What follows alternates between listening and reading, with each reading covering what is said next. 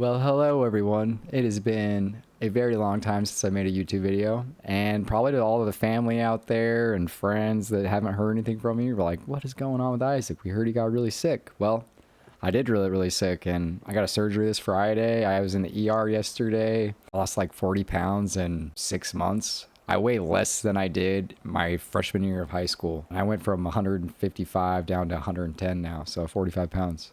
So yeah, in this video, I want to kind of give you an update what's been going on with me, like my ER visits, surgery coming up, the functional medicine approach, the Western medicine approach, and how both of those two things are kind of merging into one for me, and how really this is just an intense journey that every day I'm suffering like you would not even understand. Even the family around me doesn't understand, and they see me going through it every day. Like this morning I threw up after having a mental breakdown, just like my food's not staying down. Yeah, we'll get into it. I think about a year ago, a little more over a year ago, my body just really started hurting after and during this time I was working on this old cabin in the woods in the mountains of Colorado. I was trying to renovate this old Vietnam vet's cabin, and as I was pulling off drywall, there was just pounds and pounds of rat crap. It was disgusting. And I had a gas mask on, a ventilator. But I think that something in there, as long as the house I was living in had a lot of mold in it, and it turns out I've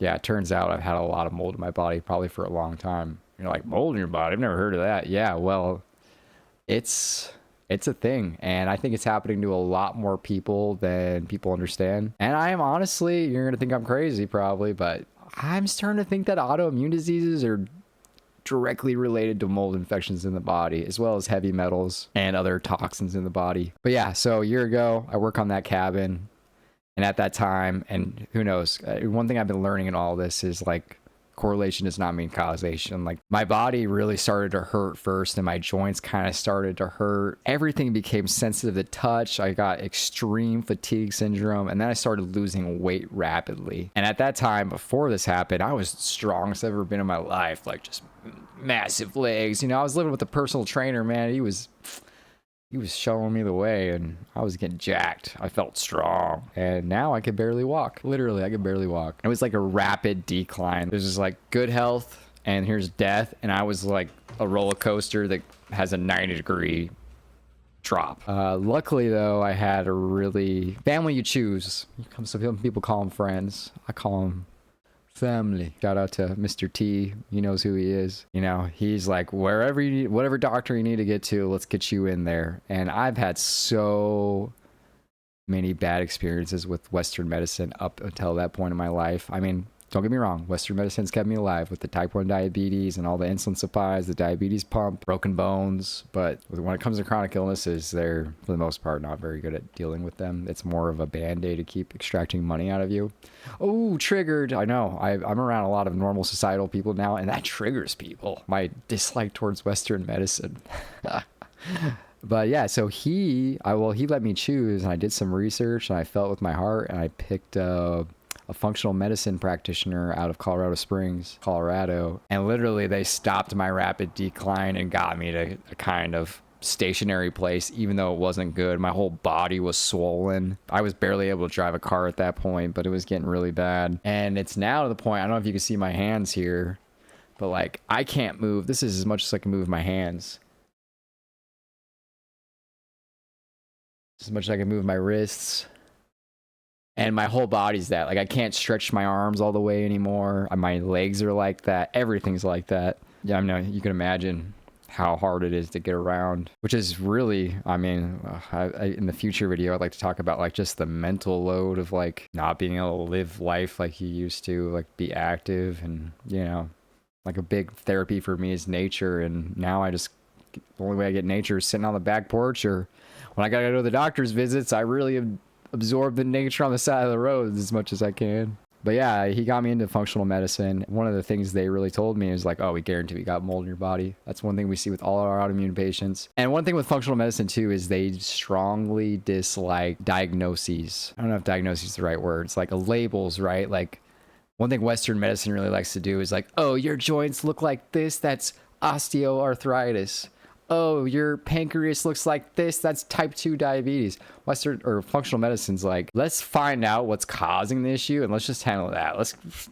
It doesn't matter about the names. Let's get to the root cause. So one of the things they've done a lot of blood work on me, but another thing they did is these toxin tests through Vibrant Wellness. I'm going to show you this here. I might need to zoom in a little bit. I don't know if you could see that. Okay, so this is my most recent toxin test. It was like 2 months ago now, maybe a month and a half ago. And you could see here, these are the high percentile. And so I got aflatoxin B2, aflatoxin G1. I don't even know how you say that. Fumonisms B3, orchorotoxin A. That one's a bastard. Because you can see here, these are my previous results. These are my current results. Got cadmium in my body. It's going up. Cesium's going up. Nickel's going up. And this is while I've been in this for a while too. So it's pretty interesting. These ones, hydroxylethyl mercaptan acid. Yeah, I'm sorry. I should have learned how to pronounce this before this video, but I don't care. BPA, DHTP. These are like industrial chemicals. I did a test. This is my fault. All 1, 2, 3, 4 of these, absolutely my fault, because we have a Keurig coffee machine. You know, you put the little plastic cups in. Family, they're not on board with this stuff. I mean, they kind of get along with it because I'm so adamant about it all. But I was like, you know what? I'm going to prove a point. I'm going to drink a whole bunch of coffee out of that because I love coffee. I've learned that everything in moderation.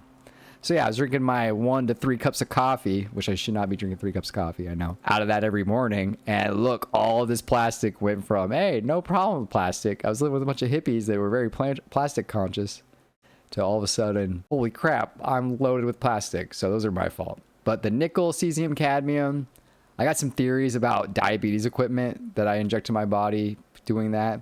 But then all of these up here, these are molds, and these are not even the full picture. If I scroll down, we go really into this. You got moderate percentile. Look, you got even more molds.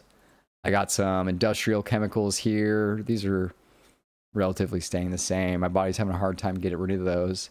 These ones, though, I'm doing a good job. You look, the molds, I'm starting to get some of these molds out of my body. They're still in there, but I'm getting them out. Yeah, more industrial chemicals. Molds. These things, with all this lack of mobility, I knew I couldn't rely on my friend's family to like take care of me. So I had to move back home. So I moved all the way to Alabama to live with my mom because I feel like my mom's been able to foster an environment. She's willing to do what it takes to try to help me out. And my mom and stepdad, man, he's really like a dad to me. He's been... I mean, we have our challenges, but really, man, I couldn't be in a better place to get the help that I need. I've learned a lot about how to fight mold, and the tricky thing is if you push the mold fighting a little too hard, they fight back in ways that, like, you could die, it feels like. Like, herxing out is a real thing. That's when, you kill a little too much mold, and then they fight back and throw a whole bunch of mycotoxins, which is like... So, okay, here's the crazy thing about mold.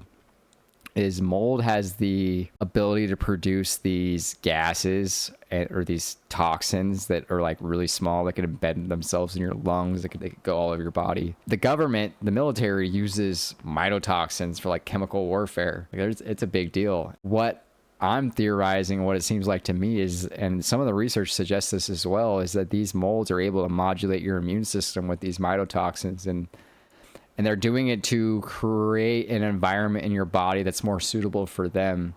So one of my theories with my joints being like this, right? I guess I could come back here.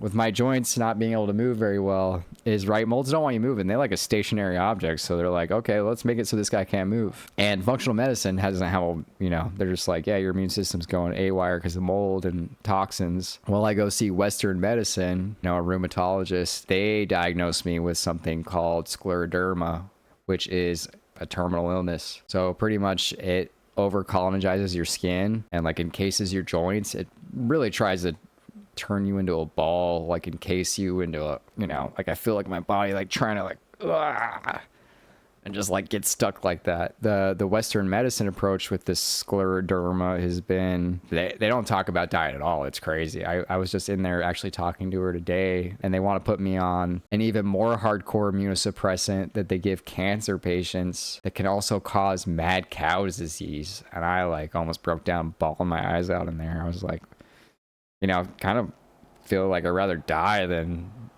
potentially give myself mad cow's disease. Like I'd rather go out being able to tell the people that I love them than going crazy and going out that way. Yeah. Anyways, this rheumatologist has got me on also another cancer medication right now called methotrexate, and it like reduces your immune system. And man, when I first had to inject that stuff into myself, it was really, really depressing. I actually got it right here. Ugh. Try to open this up and kind of show you, because this liquid, it's like kind of a murky, weird looking yellow, and I bawled my eyes out. I mean, later the functional medicine doctors told me like it's actually a good idea that I'm on this, because the scleroderma is going to try to kill me. The mold's causing the scleroderma. Okay, I can't open it. Anyways, inside of this thing, there's these little vials of this murky yellow liquid, kind of neon looking, that I have to inject a bunch of it into my body once a week. And for the first couple of weeks I was doing it, man, I would just like 2 days in and just debilitate me. Couldn't get out of bed. Yeah, for the past 6 months I've really been going through it. It's so much, I just don't even know if I want to talk about it all. It's from herxing out to like insane depression, and like there's a whole lot of psychological stuff that goes on and all this too. And you know, like for me, a big part of my medicine has been getting out in nature. I used to, like in Colorado, drive my car into the canyons and spend time in nature, and now I can't even drive. Now I can't even walk out downstairs. Like I'm stuck in 500 square foot area like all the time. It's like I'm in a diet in a way, but I just have access to a computer, which means I could distract myself, which isn't a good thing necessarily. So yeah, I've been learning how to fight mold. I've been fighting for my life. 2 days ago, I woke up and my stomach was in the most excruciating pain ever, to the point where I had this experience in the jungle. I'll need to tell y'all at some point, but there's a point where you have to like decide whether something's going to get better or it's going to get worse. And if it keeps getting worse, like your life might be on the line. And I kind of reached that point the other day, and then the pain was started moving back to like where my kidneys are. I tell my family, like, hey, if this doesn't get better in 30 minutes, I think I need to go to the ER. And they're like, let's go to the ER now. You know, they're all about that kind of stuff. And I'm kind of glad for this time, because I got there.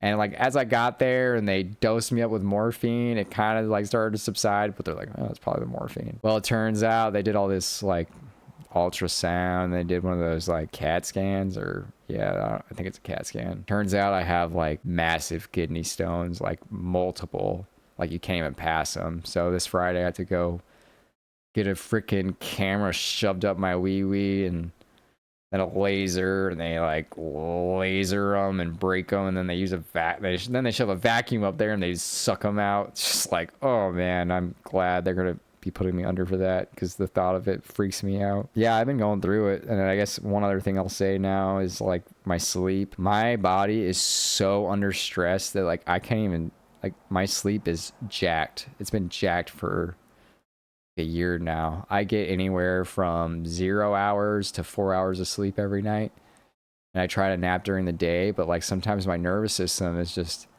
so fizzled out, and I don't, you know, and I've been doing a lot of like laying down, listening to audiobooks. Like I don't really do a lot to stimulate my nervous system. Like I don't even, like I like playing video games because I can't do a lot of other things. I've even avoided video games that amp me out. Like I don't play any like shooter games anymore because I don't need that. But yeah, anyways, I just wanted to get on here and kind of give everyone an update. I'm still alive. There's days where, you know, I'm like, I don't know how much longer of this I can take. And I know that's just the weak side of me. I pray, I beg, I try to understand, and there's sometimes I just don't understand. Listen to a lot of audiobooks. I just got a Kindle. I'm excited to do a lot of reading. I also try, you know, give some time to God every day in that silence, because I understand that without the strength that God's, like, you know, like everyone likes to say I'm one of the strongest people they've ever met. I would have disagreed with them most of my life until not too long ago. I'm like, yeah, I think I got a lot more grit than most people, but actually I feel like I should give that to God, because he's the one that gave it to me. Like I can't take credit for that. You know, I'm suffering so much. What's the side of me that's suffering? Like there's times where I'm going through a lot of pain, and like that is suffering. And then there's times where I'm thinking about the future, and that's like thought-induced suffering. Thinking about scleroderma slowly getting to my organs and killing me like they say it's going to. I try not to do this very much anymore, but I used to spend a lot of time laying in my bed going through all the places I've gone backpacking. And oh my gosh, Mr. Wally, if you're out there, thank you so much, because me and him went on my last backpacking trip. That might be the last backpacking trip of my life. I don't know. God blessed me with the most epic backpacking trip ever. The most beautiful place. I miss nature. I miss all that. And I'm sorry I'm crying. I know it's fucking weak. I know. I'm just going through it. I'm really going through it. This has been the most difficult challenge of my life. And if you were around the last 5 years and you saw me go into those, you know, I've done ayahuasca a lot. I've done ayahuasca close to probably over 100 times. I don't know, 200, maybe 300. No, probably between 200 and 300. I don't know. It doesn't matter. But all those experiences were hell, and like, well, not all of them. A lot of them were pretty gruesome. And then there towards the end of me doing that stuff, it was really taking a toll on my body, like extreme amounts of pain, and all that suffering doesn't even come close to what I'm going through now. Not even close. I have a GoFundMe. It's awesome if you help support me. There's so many finances that, you know, like I recently just started my stealth treatment, stealth infection treatment, and that's expensive. I can't afford all this stuff right now. I just got on disability, and the crazy thing is like, right, you get on disability because you don't have any money and you don't have the ability to work. They don't give you health insurance. They make you wait a year or two before they'll give you health insurance, and it's like, I'm getting on disability because I need help with my health. I mean, I'm grateful for the money that they're giving me, but still, it's, yeah. So if you feel like you want to help, it helps. But yeah, anyways, people, I know this is kind of all over the place, and hopefully as I make more of these videos, things will get more combed out. And I really want to start sharing about some of the stuff I'm noticing, some of the stuff I'm going through, because I think with all of that, you know, I have that background in scientific understanding, right? I got my bachelor's degree in mechanical engineering, and then I was going on to do my PhD in physics. Dropped out of that to then pursue not a career, that's not the right word, a relationship or an understanding of working with plant medicines like ayahuasca and kind of the knowledge that they can give you about your life. And I did that really hardcore for 5 years, going down to Peru and doing dietas. And then now I'm dealing with like this really deep autoimmune disease issues. And I think that all of that's kind of giving me perspectives that I'm not really seeing out there. Like, I'm seeing them in different places, but like there's a lot of this that is spiritual, is metaphysical. You know, like if I go into a Western medicine doctor and I start sharing my honest opinions about what some of this stuff going on with me is, they would look at me like I was freaking crazy. Even though they want to just pop out freaking antidepressants like it's no big deal, even though everyone's kind of catching on how horrible those are for you. I'm glad I'm diligent, because they tried giving me some of that stuff and I almost didn't catch it. Because you should see my desk here. There's literally supplements and prescriptions everywhere. And every day I'm taking so many different medications and so many different pills and supplements. But yeah, I'm fighting. I'm not giving up. Even though some days I feel like I want to give up, I'm not giving up. And there's a lot of people out there I love, and there's a lot of people that I guess I've become kind of a jerk in some ways, because as I get closer to dying, I just care less about being nice. I care less about societal norms. Like, it's funny because when I used to hang out with one of my two favorite people, Mr. T and Mr. C, I'll never forget, we were in the airport Starbucks. One of them just starts going off on just some societal stuff that was really meant to trigger a particular person in the line. And the line had like 20 people in it, and they're all staring at us. I know, I'm getting red and like uncomfortable. And it's funny now because as I just stop caring, I'm becoming more and more like that. After a doctor's appointment, I was starving. I was like, Mom, there's that one place that they say they cook their fries in beef tallow. So we go in, because I'm trying to avoid seed oils and stuff. And I'm like, hey, you guys cook your stuff in beef tallow? They're like, yeah. And I'm like, just beef tallow? They're like, well, half beef tallow, half canola oil. And I'm like, false advertising, I could sue you. I've started freaking out, and my mom's like, ah, like, what do you, shut up. It's freeing to not care, that's for sure. I plan on making more videos too. This is something I need to do more often. Keep it breezy, keep it parcheesy. What's an important thing I could say that's probably not important? What's the one thing everyone's avoiding? It's the silence. So probably there's gold in the silence. Anyways, peace.